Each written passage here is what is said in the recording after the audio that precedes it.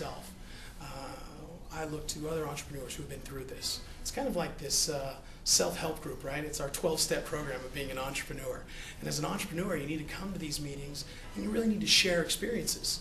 You know, when we were starting Fusion.io, company I'm at right now, one of the things that we talked about was, what about other entrepreneurs? How are they doing? How did they do it? Take Walt Disney. He had no Midway, no Ferris wheel. Disneyland's gonna fail. Guaranteed, gonna fail. But guess what? It didn't. He was willing to think different. He was willing to think outside the box. He created an emotional and special experience. He cared. He was passionate about what he did. There's a lot of people in this world that are going to tell you, you're wrong, it can't be done. If it could be done, it's already been done. But guess what? When they made the printing press, really that was just a combination of the wine press and a coin press. And the next thing you know, it's, hey, what an interesting combination. Or take Henry Ford, who's going through a meatpacking plant and looked at this assembly line for processing meat.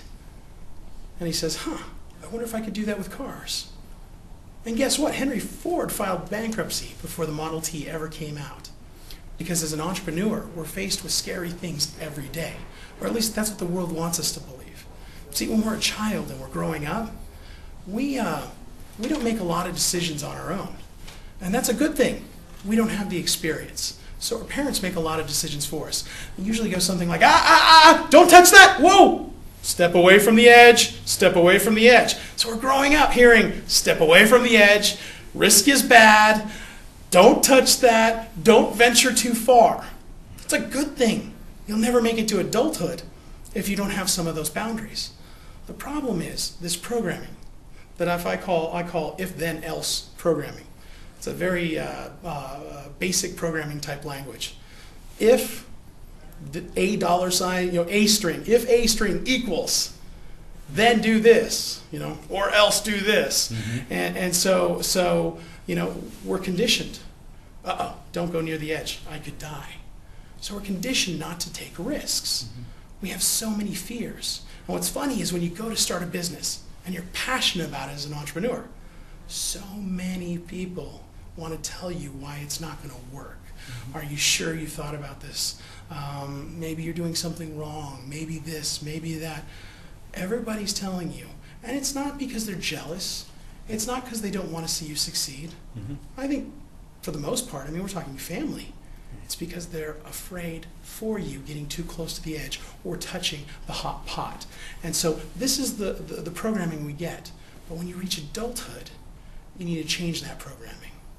And this is where you need to say, hey, if someone stomps on my feet at stimulus, I'm going to react, probably going to scream, ah! I may even scream a word I wish I hadn't screamed out in public. I didn't have to scream that word. It's stimulus reaction. You stomp on my foot, I react. What exists in the middle of stimulus and reaction is called freedom of choice. Agency, the ability to choose. I have stimulus, I can choose how I'm going to react. Now, odds are, the more I react a certain way, the more likely I'm going to act that way in similar situations. Mm-hmm. Past performance usually dictates future performance. Mm-hmm. And that's just because it's conditioned, right? And so as entrepreneurs, we have to break out of this and say, I'm going to set fear aside. Look, this is a really hard week for me. Right? Because from a perception standpoint, I believe it's hard. But the minute you say it's not hard, this is just part of the adventure of being an entrepreneur, then something changes. And this is in the presentation, I called it the broccoli principle. Because you ask some folks, does broccoli taste good? Yeah. Other folks, does broccoli taste bad? Yeah. Who's right? Both. It's a matter of perception. They're both right, and neither one are wrong. It's perception. So when you have stimulus, toe gets stamped on, how you respond, it's your perception.